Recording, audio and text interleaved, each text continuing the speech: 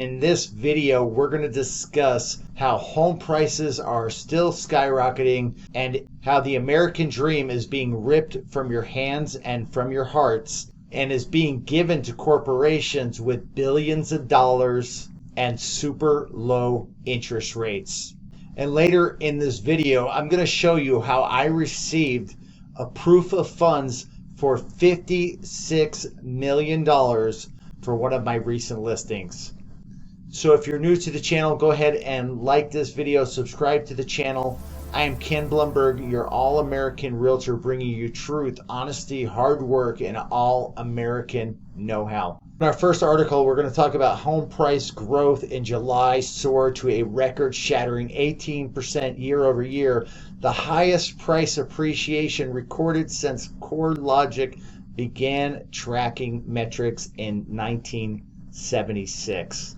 So prices, as everyone knows, have never gone up as quickly as we've been seeing recently. This is all due to trillions of dollars that have been injected into the economy. So the article goes on to say that home prices continue to accelerate with millennials now getting into their prime home buying years, and that renters are trying to escape skyrocketing rents, all the while deep-pocket investors are driving demand in the market, according to Frank Martell, the CEO from CoreLogic. The other side of the equation is the underbuilding that we've seen in the last 10 years, especially of affordable housing. And Martell goes on to say that this is unlikely to change for the next 5 to 10 years unless there are some really strong new incentives that are put in place. Even though home price appreciation has been 18% year over year for the nation, Twin Falls, Idaho, and Bend, Oregon experienced the highest home appreciation growth at 39.8% and 37.1%. CoreLogic is saying that even though they anticipate home appreciation to slow down to 2.7% a year, that it is still very difficult for a first-time buyer to compete in this hyperinflationary market, especially when they have to compete with multiple cash offers from investors. Finally, the article concludes with Frank Northrup, the chief economist from CoreLogic, saying that this is the highest appreciation that he has seen in the 45 years that CoreLogic has been collecting data, and that the price gains far exceed income growth and erode affordability. Next, we have an article by Fortune, a shock is headed to the housing market. So according to the article, at the height of the sickness, 7.2 million homeowners were in forbearance, allowing them to pause mortgage payments.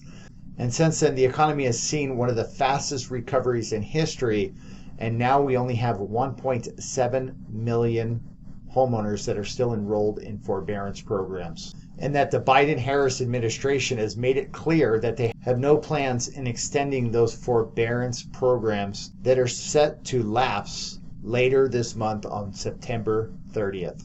All the while, representatives like Cori Bush and some of her allies are protesting the end of eviction moratoriums. You've got corporations getting massive amounts of cash, as I said at the beginning of the video, at very, very extremely low interest rates, buying up homes. So I'm not criticizing people for trying to protect renters. This situation has been thrust on them through no fault of their own, but it is extremely short-sighted, because even if you allow people to stay in their homes for many months to come, you're only prolonging something that is probably inevitably going to happen, where they are going to be evicted. You're also doing irreparable harm to landlords, and you're not saying a word as corporations come in and buy many thousands of homes. They're buying blocks of homes in Texas.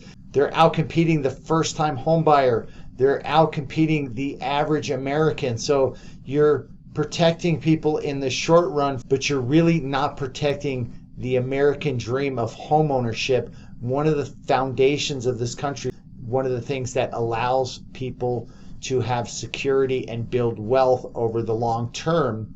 You are not saying a word as corporations are coming in and buying those homes right out of the hands of the average American. So as we can see in this next news article, it says investors will lead home sales for foreseeable future. Now, this article was written by Inmans, and the information is brought to you by John Burns Real Estate Consulting. New Resale Housing Market Index report reveals how buyers are struggling to beat out investors in a frenzied market.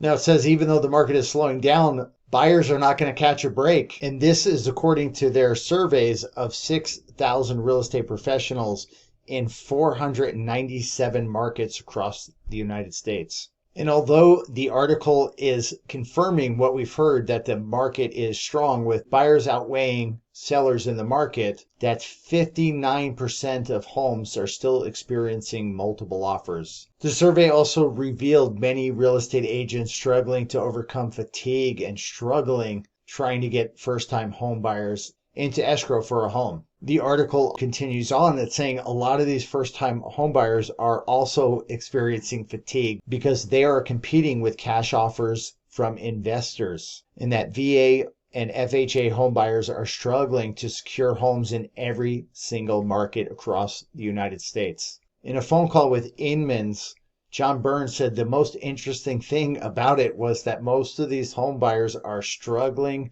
to beat out cash buyers and institutional investors. He said it was a clear message to him, especially in the Southeast, where investors were playing a huge role in the market, especially with homes priced under $300,000. He said although the general public is just starting to realize this, institutional investors have been snapping up hundreds of homes at a time since the early 2000s. He was one of the first to sound the alarm in 2004 to just how much of a role these institutional investors were playing in Fort Myers, Las Vegas, and Phoenix, and many of the other markets that got completely overheated in the Great Recession. Now, this is also something I've experienced myself recently. I had a client, we listed the client's home. We got 5 offers. 2 of them were corporations. The proof of funds from the buyer's agent, it was a corporation. They had $56 million in the bank sitting there waiting to purchase homes. And now we had a great conversation. He was very friendly. I guess when you have an unlimited amount of money and you're able to continue to buy on behalf of a corporation, I guess you actually can get paid pretty well doing that. But he revealed to me that they were buying 30 to 50 homes a month. And even though the proof of funds that he sent me said 56 million, that actually they had $5 billion in their fund that they were going to purchase homes with, and that they have already accumulated 30,000 homes throughout the United States and owned more than 700 homes in Las Vegas and plan to buy 19,000 additional homes over the next 3 to 5 years. Now, guys, I don't know about you, but I love America. I love the idea of home ownership. I love the idea of helping buyers and sellers. That has been my passion for the last 15 plus years. And that all seems like it can come to an end if something is not done to stop the money printing that is going to the corporations to rob American citizens of their future homes and security and turn them into a nation full of renters. Now, I believe this is one of the biggest problems facing America today. But let me know what you think. Let me know in the comments below. Is there anything that we can do about this? Is it going to stop? Or will the government allow this to continue, and will the average American citizen be priced out of the housing market, where some of them are going to have to wait much later in life to actually purchase a home, or never will achieve the American dream of owning their own home? I'm Ken Blumberg, your all-American realtor, bringing you truth, honesty, hard work, and all-American know-how. If you like this video, click that like button, subscribe to my channel, comment on this video, and share it with a friend. This is extremely important